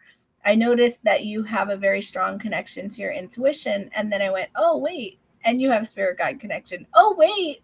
And you have the higher self connection and the God connection. So, Yes. I mean, having all three navigation systems and being a teacher and being the conqueror of the dragon, which we didn't say, yeah, you're a force of your own. And if well, I know you know that. I'm not going to even say if you don't know that. You know that.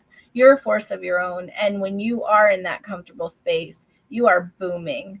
Even though you like that gentle, way to do it, like you have this very gentle nature, it's Mm-hmm. like you are this booming force that people know and recognize. And you're also very, very charismatic.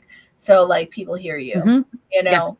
So yeah, I love your chart because it's a really, really good one. Like you Yes. have a lot going on that's really good. So the only time you'll ever have trouble is if you're not listening to your own intuition. That's the only trouble you're really going to run into. Yeah, and you'll know because you're gonna feel off, and you're gonna feel like you can't quite get your feet under you, like you're gonna feel unsteady.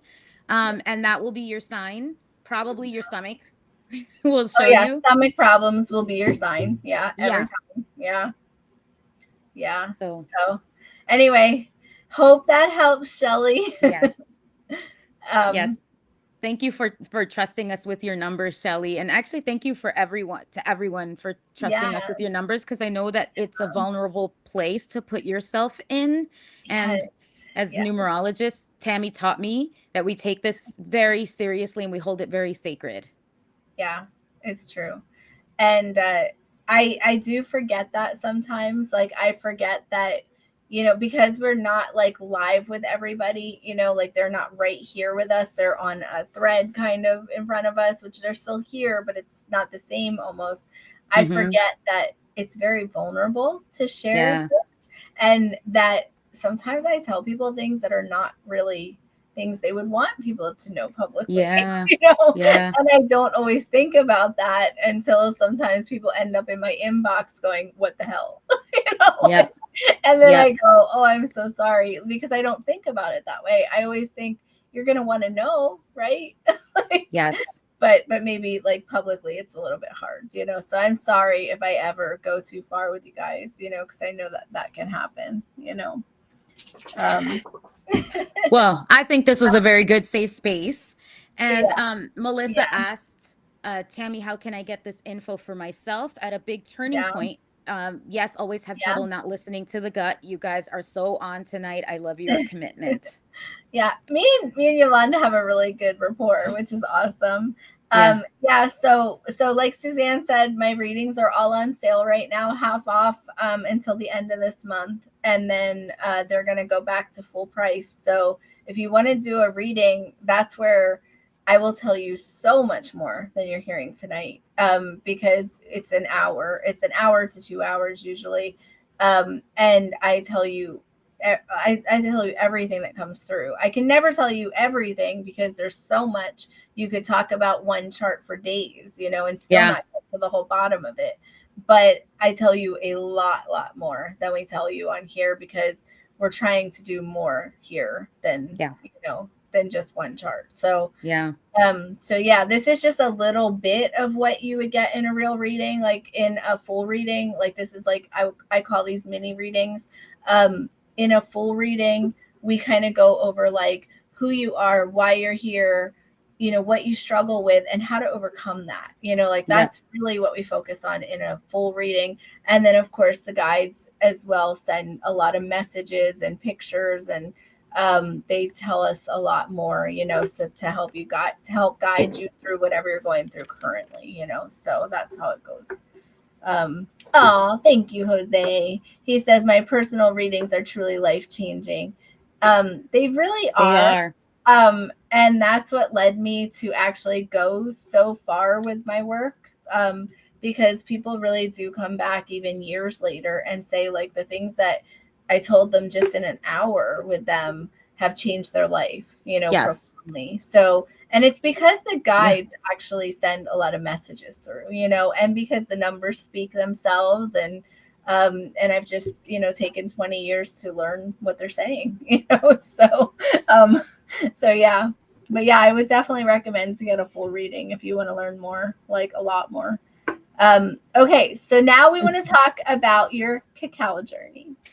So I know it's still summer, but because I don't know anything about it. So, and I'll keep this brief, but we're moving towards the fall, right? And the transition is happening, and a lot of people they love their warm drinks. And I know that many people know about cacao in general, which is different from like our traditional hot chocolate here in the US. But I wanted to just add a couple of things. So I was the other day actually earlier today, I was sharing my cacao ritual. My husband was asking me a couple of questions, and I started to talk about it, and I said, this is something that I'm really passionate about sharing with people. I'm not a gatekeepy type person. I like that people, so I am partially, I was born in El Salvador, and so I have a great deal of Salvadorian descent in me. Interestingly enough, I'm kind of split down the middle. Half is from Central America and half is in Europe, and which happens to a lot of people with my background. But so I'm very connected to the Central American way. So I've studied the Mayan, Guatemalan, Salvadorian way of drinking cacao, which is the original.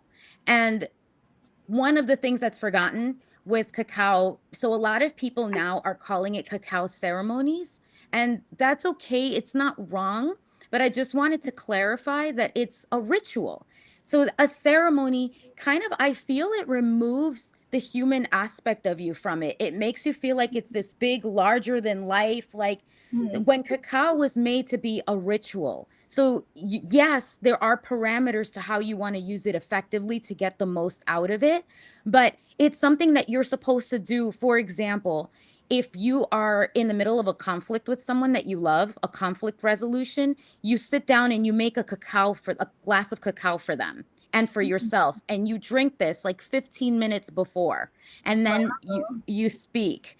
And if it's, go ahead. Sorry, I don't mean to interrupt you, but tell us what exactly is cacao. Is this chocolate milk? So it's pure chocolate made from the cacao plant, which is really cool. It's going to be on my website soon, more information about cacao, because I do want to share this with people. And I feel like people aren't getting the full experience out of it, because there are so many people who are doing shortcuts, and it's like almost the heart of it is lost. And the whole point of cacao is to open the heart. That's the entire point of it. So it's pure chocolate. Traditionally, the way that it's supposed to be made, and I learned a lot of these methods from the Mayan Wisdom Project, and which I can have Tammy write that down later. They're a wonderful online school based in Guatemala. Wow. And so so the way that it's made, definitely put a post. We'll put a post up later. We'll put a post about it. Yeah. And so the way that it's made is you plant the trees. There's an entire ceremony when people are planting these cacao trees, and when you harvest, you only harvest 2/3. The other third is left for nature. and Oh. nature rewards you for that. It's just this like synergy with nature. So it is the pure cacao nibs, they're fire roasted. That entire process in and of itself is ceremonial. Literally, it's on 3 stones on a grinding block called a metate that also has 3 legs because it's the divine feminine number for the Mayans. Wow. It's a very divine feminine drink. And one of the things that I always recommend is actually men should really be drinking it. So the entire point of it is union. So for many women where we've been raised to be more masculine leaning because we were taught that that's what leadership looks like, the cacao allows us to remember what the feminine leadership actually looks like and kind of integrate it with our masculine to make a union. For the men who have been told to suppress the feminine in them, it actually introduces them to the feminine, which leads towards a connection and a union. Interesting. Yeah, so I tell people this is my cacao. So ideally, cacao should not be in metal. That's Okay. considered masculine. Okay. It should be in clay, in glass. I even have a wooden spoon. You pour the Nice. hot water into it. I will be posting instructions this week on my website on the dosage and all of that. And we will link all of that when we put a post up. So Yes. And so since I was making this to open my heart anyway, I wanted to share this with people because you're going to see this, especially as the as fall comes and autumn. You'll see a lot of this. And I feel that yes, it's always going to be beneficial to drink it, but if you actually understand and just do a couple of little extra steps, you're going to receive a lot more from it, and you'll honor the people who created who created the cacao rituals, because yeah, you know because God, that's well, of nature. nature created That's that. of nature, and Yeah. so yeah, so that's how cacao is. So I never knew that it was sacred, or I mean, I guess I've heard that. I never knew anything about it though. So do you do like cold or warm? Like, So is it hot cocoa? you take its chocolate bars. Okay. I And love that you have a special bag for it and everything. it comes in the special bag. And I always recommend, even your supplier is important. Get it from people who are doing it the traditional way, not just from something that and I'm not trying to put down people, but not just from a place that you see online, because there are actually places that are exploiting people. And so you want it from good sources that are organically grown without pesticides and any metals in them. That's really important. And that's done in a ceremonial, ritual type of way. Yeah. So Oh, it looks like, wow. it looks like this. Wow. I always recommend, and I will put the dosage. You start with just slivers. You put Okay. them into your glass or your ceramic cup, and you boil water, and then you let the water cool for 2 minutes. It shouldn't be bubbling. It should just be hot. You pour it in, you let it sit for like 4 or 5 minutes, and then you start stirring. And as you stir, I say a little prayer. Some people say a little mantra. As you're stirring, stir your intentions into it. You can put cinnamon and stir cinnamon into it. Nice. Ideally, it's meant to be drank as is without sweetener. That being said, if it's too heavy for you in the beginning, honey is great. Okay. And honey also, I think you told me actually, when I started doing I do the honey from New Zealand. I forget what it's called right now. The Manuka. Yeah, the Manuka. Yeah, you told me do not use it with any kind of metal. Use it with wooden spoons. Or plastic. Yeah. Did you say plastic or not plastic? Actually, ideally not. It's not the end of the world, but I've been using a plastic spoon with it, so that's fine. I use plastic when but I have not used metal with it. But I take a teaspoon of Manuka honey every day because of my anemia and because of the things whatever. But yes, and yes, you need it. Yeah, you need it. Yeah. Yeah, guys, if Melissa, yes, you can absolutely put cayenne in it. In fact, I'll put cayenne. Yeah, I'll put rose petals, organic ones. And Yeah. so, yes, I will actually, again, give me a couple of days, I Yeah. will link the information on the website with where you can, and these are not affiliates with me. I'm not getting any money out of this. This is just, no, But you this is should. So look into that. one day. Because you're This so is just something passionate. I'm really passionate about, Yeah. as for my Mayan heritage. Um, Yeah. I'm more focused on people really getting the benefits. Like I was telling my husband, and I told you, Tammy, I Yeah.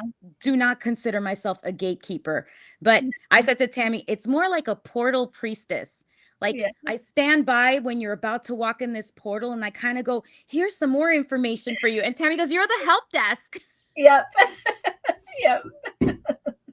Yeah, you're like, you can walk through this portal and that's fine. I'll let you. But Right. hey, if you have any questions, I would That's love to me. help you walk through properly, or better, Yes.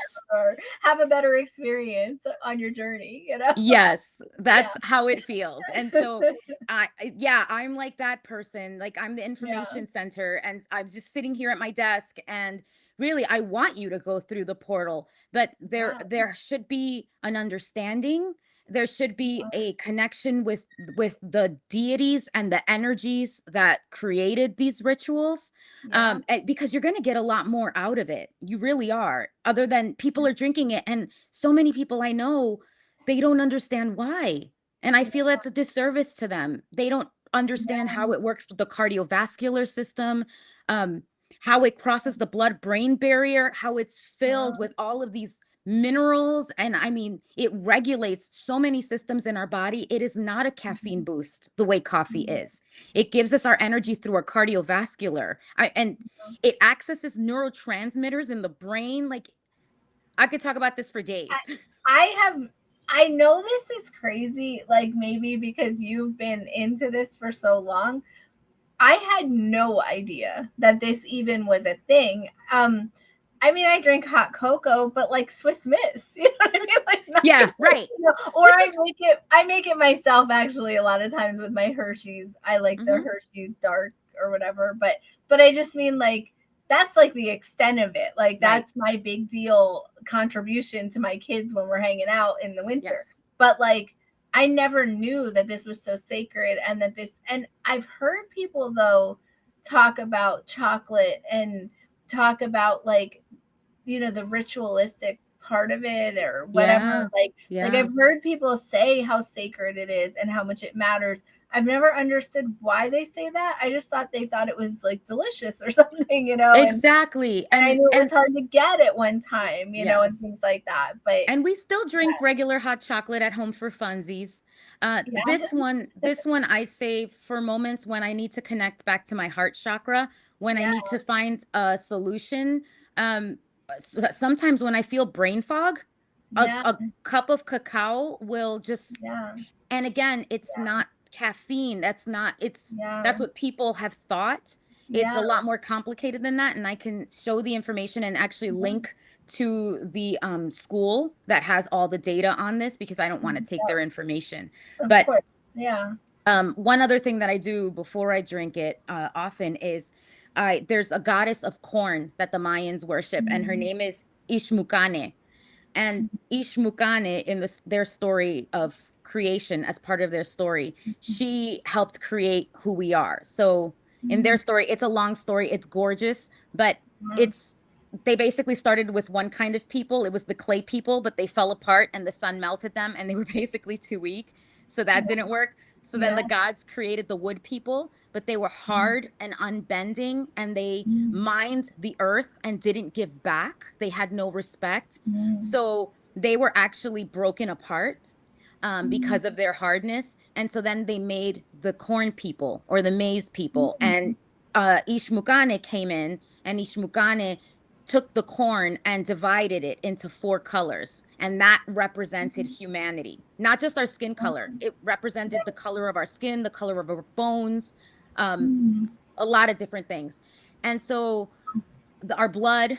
And so when we drink this ritualistic cacao, you are more than invited. It doesn't have to be Ishmukane. It could be a belief system, a deity, a god or goddess, somebody or something higher than you that you believe in, and you kind of pour it back. I usually pour it back like into the ground. So you're returning it to nature, and you just do a little tiny pour and you thank them for it, and then you drink it. And That's so, really cool. yeah, Yeah, so you're connecting with the land. I have the same question that Yes, you Melissa can do it does. daily, Melissa. I was going to ask you, how often do you do it? Yeah. So you can do it daily. If you're new to it, I would say to start very little. I actually have it written down that you start like with like 5 ounces, which Yeah. per glass, Yeah. per mug, because you have to build up to it. And if you are on antidepressants, anti-anxiety, now I know people who are on it and still take cacao, but Yeah. it's always nice to check in with your doctor if you're on meds for like epilepsy, anti-anxiety meds, antidepressants, antipsychotics. Just check in with your doctor, but it is usually safe if the doctor gives you the okay to just start with a small amount and then build up until you're at about I think it was like about 10 ounces of it. And so I have a little scale, Yeah, uh, that's cool. but you don't have to. Like, if you Yeah. get like a bar that's like 12 ounces, you can just cut it and divide it and just estimate it. But Is yeah, it very strong? Is that why? it's strong and it gets your blood pumping. And so Okay. for if you're very sensitive to it, you want to take it Yeah. slow. And oh, Erica, so the metal doesn't necessarily cancel the nutrients. What the metal does is it introduces masculine, because the Mayan believe that metal is masculine. So they will not use metal when they prepare their ceremonial cacao, ritual cacao. They only use it for ceremony like 3 times a year. Other than that, it's ritual. Like, they could do it daily if they want, but it will not. But they believe that it kind of cuts into the feminine energy. And so I use a ceramic knife. Some people use obsidian, but I don't think that's a good idea because it can chip. So, Yeah.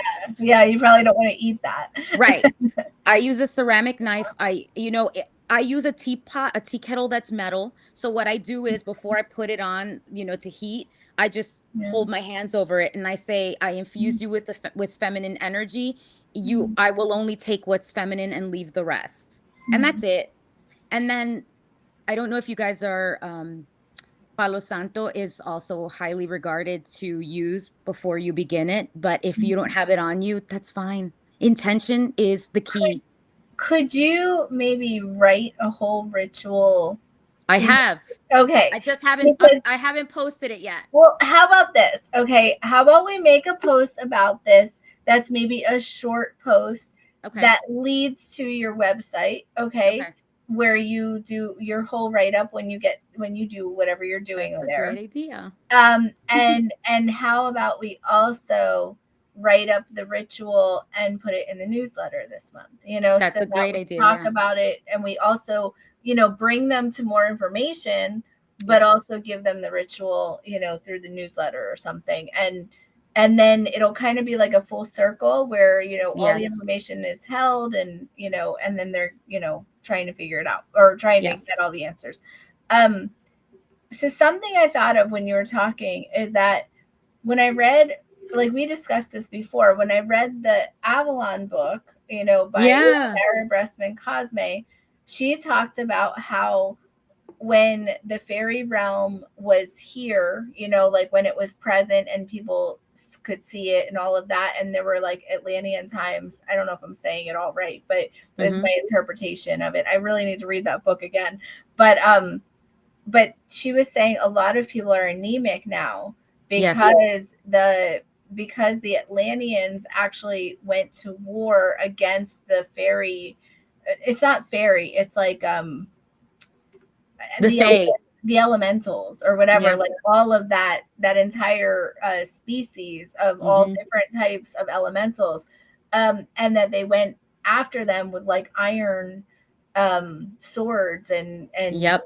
things like that, and that's why now down the lineage, if you have any kind of like fairy blood or elemental blood, you are going to reject iron. Yes. And so that's why when I take the honey, because the honey is supposed to actually cure it or help it or something, when you take that spoonful of honey, if you have it on the metal, it will still reject it, right? Is that why? Yes. Yeah. Yes. So that's what I was thinking. I bet And that ties into this cacao thing because yeah, of the nature probably of it. does. Yes. Because the Atlanteans were working from a masculine energy, but an unaligned masculine.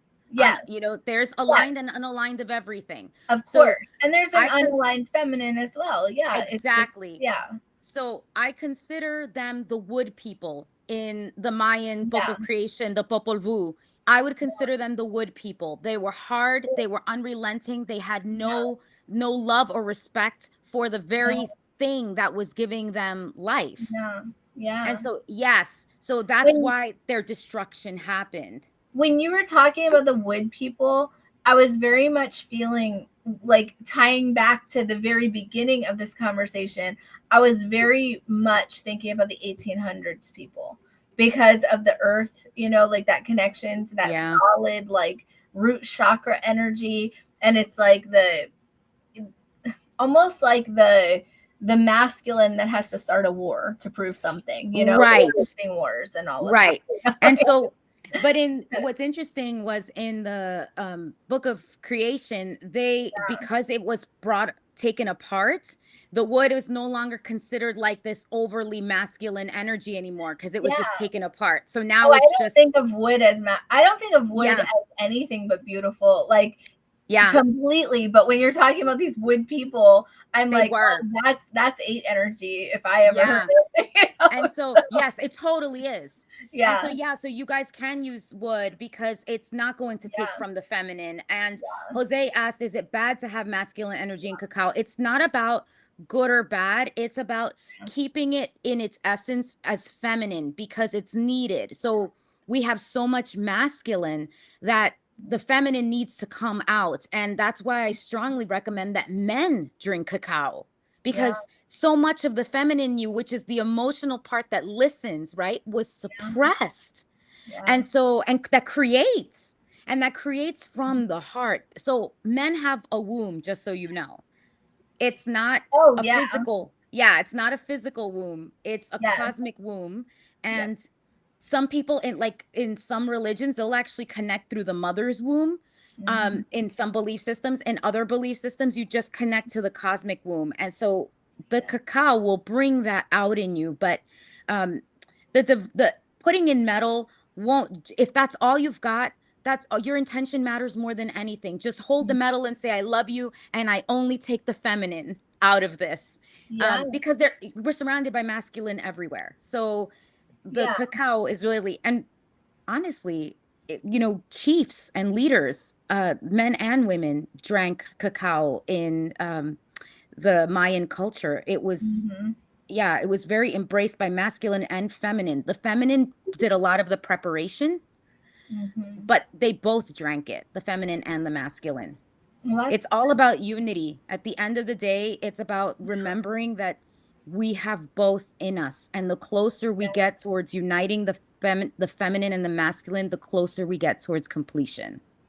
Well, and that's the whole point. The whole point is understanding how to become one with everything. You know, like what, not just like understanding yourself, but understanding others, and then understanding nature, understanding animals. Like you're like extending that like beautiful feeling, you know, into this oneness of all, you know. And I was thinking about how you said you know, you were talking about the ritual. I don't know if I'm saying if ritual is the right word. Okay. But like of planting the trees and, you know, growing them and giving back to nature by only using one or keeping 1/3 in nature. And I was thinking about how, you know, intention is everything in every aspect of everything. Like everything about life is about intention. So like if you have the right intentions, which means not what you think you're saying, but what you're actually meaning, you know, which is very different a lot of times. If you have the right intentions, you're coming from the right place with something, it is always going to be good. It is always going to be, well, or bad, you know, because if you're coming from a bad place, same thing. It's like, doesn't matter what you're doing on the surface, doesn't matter what you're dressed like or you look like or you're presenting. It matters where the intention actually is coming from and where it's actually based. Whatever you do, you're sending out that message. And that's why a lot of times when people are bullshitting us, we feel it, because Yes. you could say the right words, they could do the right things, they could look the right way, but if they don't actually mean it in their heart, you know that every Yes. time. And that's why they say like women's intent or women's intuition is so strong. Like they always say, oh, that womanly intuition or whatever, but it's really not actually anything special. Everyone has it. It's just that a lot of times women pay attention to it, it seems like, or maybe they make it known that they know it more. But it's really all it is that you're feeling the intention behind something and it's off from what the presentation is, you know? And Yes. I think that the reason why this is so powerful is because it starts from an intention of being this beautiful feminine thing to bring you back to the place of where you want to be. And it's this beautiful sharing of the earth and sharing of consciousness and all of those things. And that's why I think it works, you know? Yes. Because I you don't agree. do that with very many things, you know? Look No. at our food supply. It's awful, you know? So yeah. And what you're talking about is also the connection between the intention and the action, because there's also, Yeah. we can have a good intention or we think we have a good intention, but if our actions are not showing that, then we have to go back and examine the actual underlying intention, right? And so Yeah. just, are your actions for the benefit of the whole, of the Yes. of unity, of the collective? And so Yes. that's what I think of with nature too. Like the Mayan people, and also in Peru. I know somebody mentioned about Peruvian cacao, and yes, there are wonderful Yeah. places that make beautiful ceremonial cacao in Peru. Yeah. Um, and yes, it's the Mayans. What they taught was that you are in constant harmony. You're always walking in constant harmony with everything around you, the elements. And so they have the intention, but then they follow through with the action of planting enough for them and their brethren, because they do not consider animals pests. They consider Yeah. them their brethren. Yeah. So they're I like, love here, this that. is for you. And they'll actually smile when the monkeys Yeah. come in the night and take Yeah. the cacao. They smile and they go, And oh, they took their portion, yeah. and they I love consider it a that. blessing. I have always thought that way. Like whenever you plant a garden, the big thing that people always say to you when you're learning how to grow certain things and you're asking questions, they're always like, oh, be careful because the bunnies are going to eat it. Oh, be careful because the deer are going to come. Yeah. I'm always like, oh, please come, you know, like, because I don't want them to be out there not having it, you know, so it's like, It's I true. don't want them to take it all. Like, I have a peach tree that has blossomed 2 years in a row and gotten little teeny tiny peaches, and it's grown so big in the last 5 years. It's huge. Um, but we have not had one peach make it, you know. I don't like that they're taking all of it, but Right. I do Right. think we have to share. But I love that it's like feeding the birds. It makes me so happy. Like it's Yeah. always like I'm giving something to like Yeah. someone that can't ask for it almost, you know, but needs it, you know, and that it just feels good to put that good in the world, you know, in any small way, Absolutely. you know. So yeah. Yeah. Anyway, We've begun to so practice that. We have a little garden that we started this year. yeah. And it's kind of protected. So I felt bad Mhm. about it because there's fences and everything. So Yeah. Cassie and I will take bunches Yeah. and we'll throw them over the fence into the woods for the animals. And Good. you know what ended up happening? What? First of all, it's the climate. The climate here is insane with constant heat and constant rain, which is perfect for a garden. Yeah. But because you're harvesting, it's causing it to grow. So we thought we were just giving back. We were harvesting it at the right time, and now it's quadrupled, and we don't know what to do. That's awesome. So I'm like, oh, look, the gods really thanked us. Yes. They're like, look at this. We're going to turn it into a whole thing. Yeah. That's awesome. And yeah, Jose, I agree with that.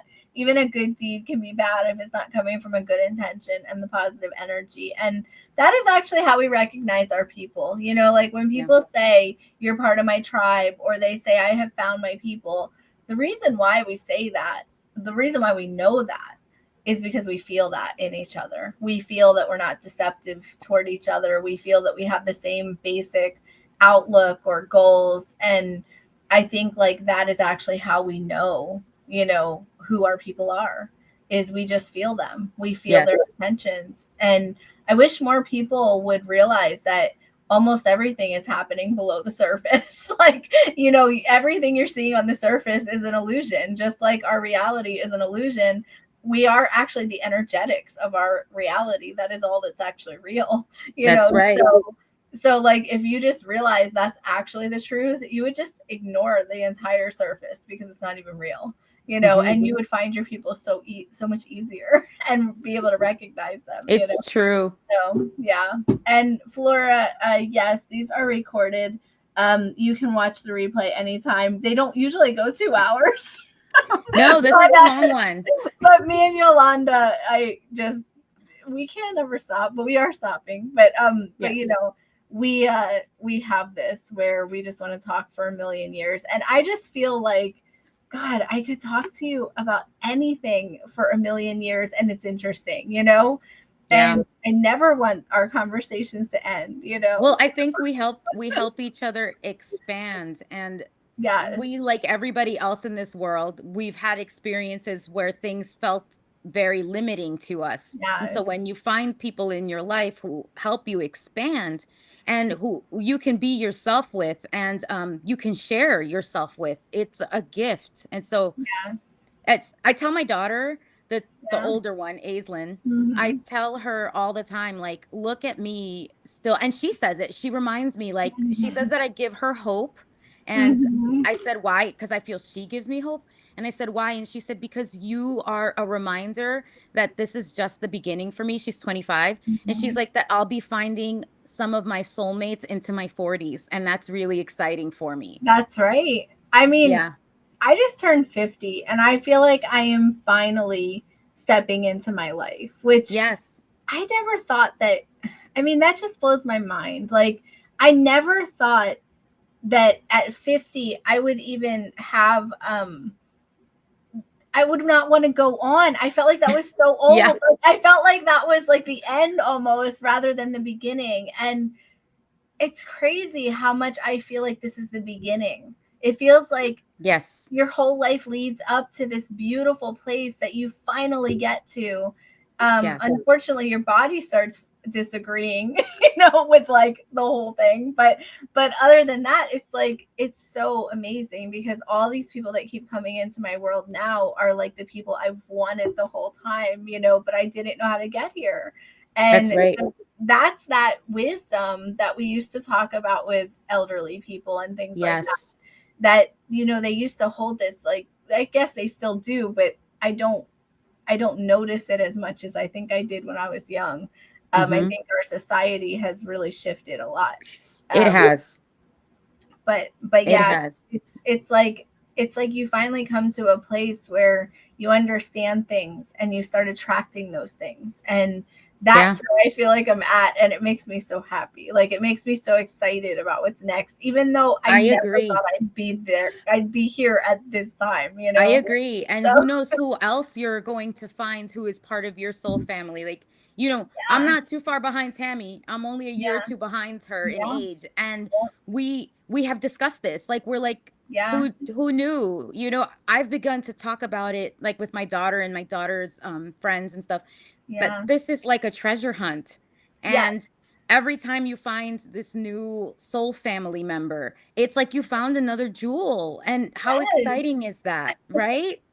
You know, in the landscape of life, you're going to find some, you know, duds, but a lot of those. Maybe a lot. Okay. That's okay. They're important too. Yes. They're lessons. Anyway, thank you so much for coming back and for doing this with me and for helping me start this new journey. Like, it's just like, you're like the one person in the world I am so thankful to have do this with me at the start, you know. And I definitely want to have I definitely want to have you back. Hopefully a lot, you know, over the next million years that I do this. So this was so fun and I just love doing it. Next week I have Laura Starr coming. which I'm very excited about that because I've never, the roles are going to be reversed. I've never like had her on my stage. I've been on her stage. So I want to ask her like real questions. And if you guys have any questions for her, we want to ask her real stuff, you know. So that'll be exciting. She's always real, but you know. So and then we have a student coming the week after that. She's about to graduate and she's very scared. And I won't call you out here because I know you're here, but she's very scared. But she's gonna come and help me do readings. That I do this with all my students when they're about to graduate. We have them come and do practice readings with you guys. So so that'll be in 2 weeks. So yes. Anyway, I will see you guys all later. And Yolanda will be back. She promises, right? Yeah, probably in October. We're going to do a whole Halloween Dia de los Muertos mashup. And I am excited about that because, again, I don't know anything about this stuff. And it's all new to me. And I just love, expansion. I love learning, you know, so I'm very excited. It'll be fun. We'll talk about altar building. So yes, that will be so fun. All right. So I'll see you guys again next week. Have a great week. Bye. Bye.